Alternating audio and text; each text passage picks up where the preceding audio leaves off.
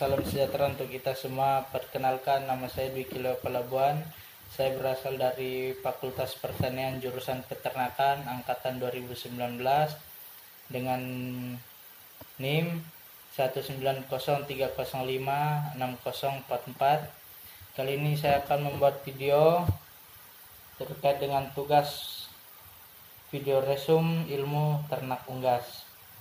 Tetapi sebelumnya, yang pertama kita mengenal apa sih peternakan itu. Ya, peternakan merupakan sektor pangan yang sangat prioritas di dalam program pembangunan nasional.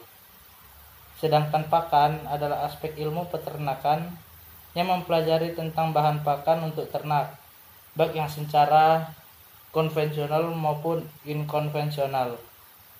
Lalu nutrisi merupakan aspek ilmu peternakan yang mempelajari hubungan antara ternak dengan zat-zat makanan yang mempengaruhi perkembangbiakannya.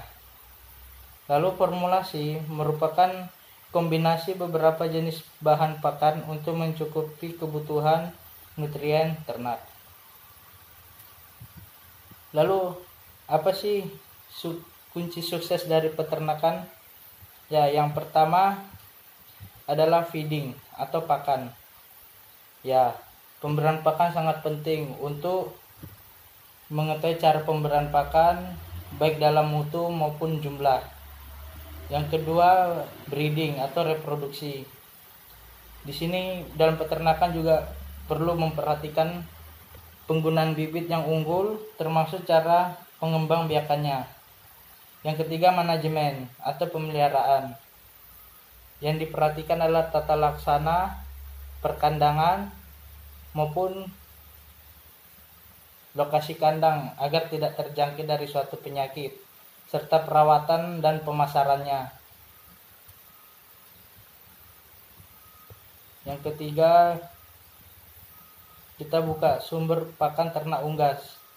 Sumber pakan ternak unggas ini terbagi menjadi beberapa bagian dari sumber energi yang termasuknya adalah jagung, dedak, padi, singkong, gandum, dan lain-lain.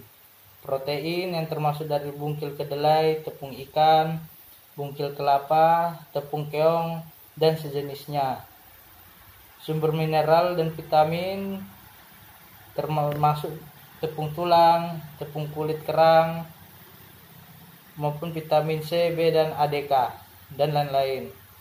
Sumber lemak terdiri dari berbagai jenis minyak-minyakan seperti minyak jagung, minyak kelapa, minyak kedelai, atau lemak hewani. Langsung saja kita mempelajari manajemen pakan ternak unggas. Ya, pakan ternak unggas terbagi menjadi dua bagian. Konvensional terdiri dari pakan yang sudah lazim digunakan ternak seperti jagung, bungkil kedelai, sorghum, dedak, padi, dan polar.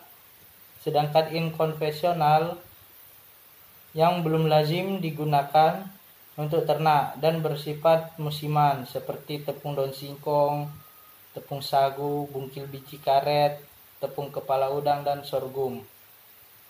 Faktor-faktor pembatas terdiri dari asam sianida, serat kasar, gosipol, toxalbumin, aflatoksin, anitripsin, tanin, mimosin, dan kitin.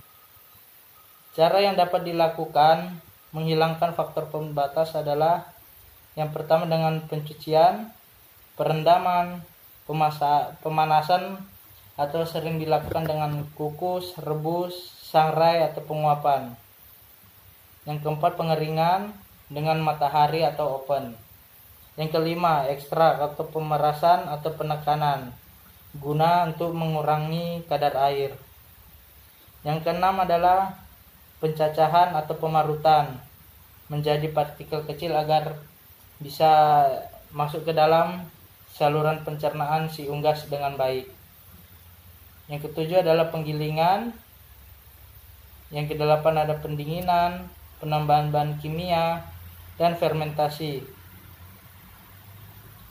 Manajemen pakan yang perlu diperhatikan, yang pertama ya kaya akan nutrisi, tidak asal kenyang, karena kalau kenyang pun tidak mengandung nutrisi juga percuma. Yang kedua, frekuensi. Yang ketiga, tepat waktu, harus on time dan terjadwal. Tempat makan juga harus bersih, karena biasa si unggas kalau apabila tempat makanan tidak bersih, sering malas makan bahkan menjadi penyakit. Yang kelima, kualitas air harus bersih dan sesuai dengan pH standar yang telah ditetapkan. Fungsi pakan adalah hidup pokok, bernapas, bergerak, dan proses metabolisme. Produksi, pertambahan bobot badan, pertumbuhan bulu, dan produksi telur. Sumber nutrien bisa didapat dari sumber energi, sumber protein, sumber mineral dan vitamin, dan sumber lemak. Pakan yang baik dan aman terdiri dari baik kualitas nutrisi baik secara fisik, kimia maupun biologis. Perlu sampling uji fisik, kimia, dan biologis. Aman ini juga terhindar dari racun, anti nutrisi, logam berat, fungisida, pestisida, dan rekayasa genetik. Tahapan pembuatan konsentrat ayam adalah siapkan bahan-bahan pakan, siapkan alat-alat yang akan digunakan, timbang masing-masing bahan pakan, urutkan bahan, pencampuran bahan, aduk sampai homogen rata. Lalu apa sih tujuan kita mempelajari instruksi pakan ini? Yang pertama, agar mahasiswa mampu membedakan pakan konvensional dan non-konvensional dan memberikan contohnya.